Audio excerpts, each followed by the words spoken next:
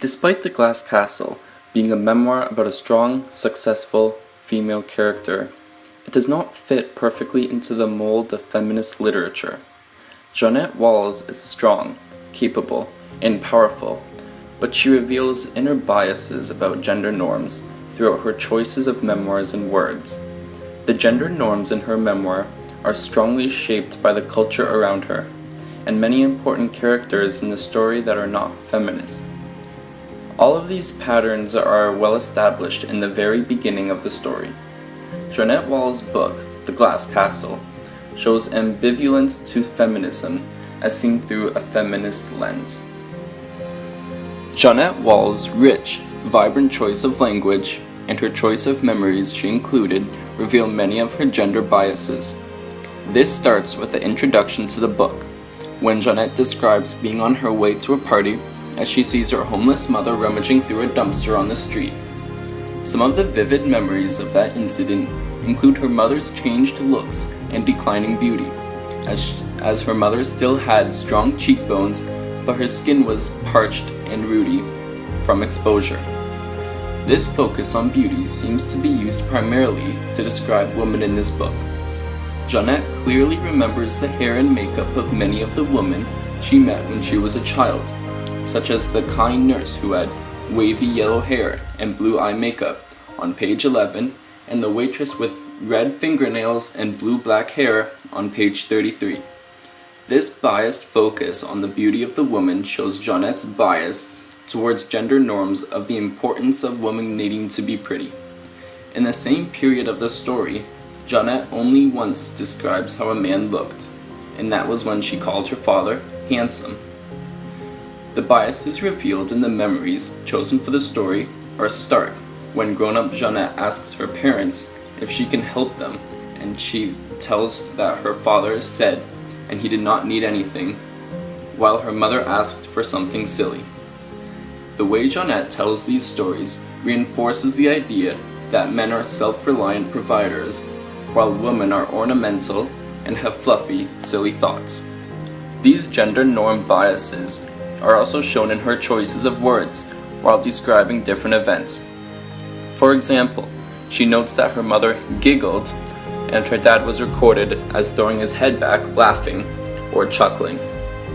Also, during the fight between her mother and father, her mother was screaming at her father while he hollered back. Words like these are used to demonstrate feminism and are typically associated with a single gender. Jeanette Walls used many words throughout the novel that describe either a man or a woman. These represents feminism because they are not equal. They are considered different in the eyes of Wells. Jeanette Walls also talks about many culture norms that took place around her while she was a child. A gender norm is a behavior or attribute that society attributes to a particular sex. Gender norms change from culture to culture and from time period to time period, since they're based on the expectations of societies that are consistently evolving. The culture that Jeanette was brought up in demonstrates a wide variety of gender norm views. Everyone always turned and stared at Dad. I couldn't figure out whether it was because he was so handsome or because he called people partner and Goomba and threw his head back when he laughed. This proves that the culture in the hospital valued a macho male image. Rex charmed all of his nurses with his good looks and masculine swagger.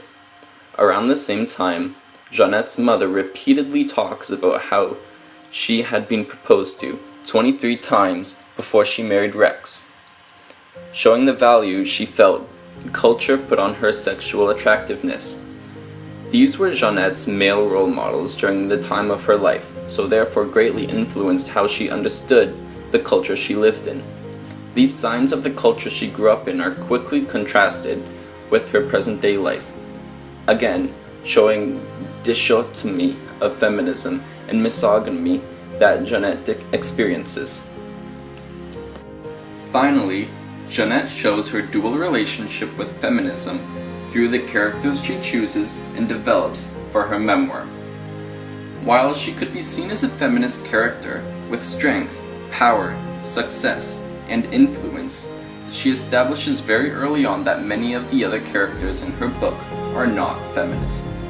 Her father often tells exaggerated stories about his prowess and accomplishments, stories of rescuing women and children, and even men who weren't as strong or clever as he is, establishing himself as a macho man.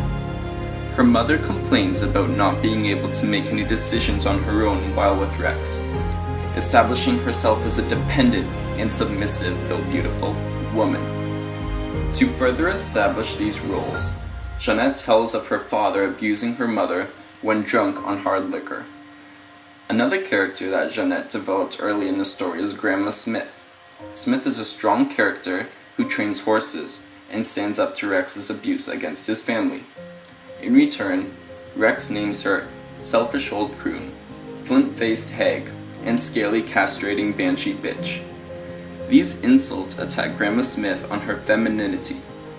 Feminism theory looks at how aspects of our culture are inherently patriarchal. Rex believes he is stronger than the woman in the novel. Jeanette shows a dual relationship with feminism through the characters she chooses to represent the story The Glass Castle. In conclusion, gender roles play a large part of the novel The Glass Castle by Jeanette Walls. The memories of her childhood all point towards feminist views. Throughout the novel, Rex displays he is more important than all of the women in Jeanette's life, even if this isn't true. Jeanette also displays how she sees gender roles in different people, and the culture of the dual relationship between characters.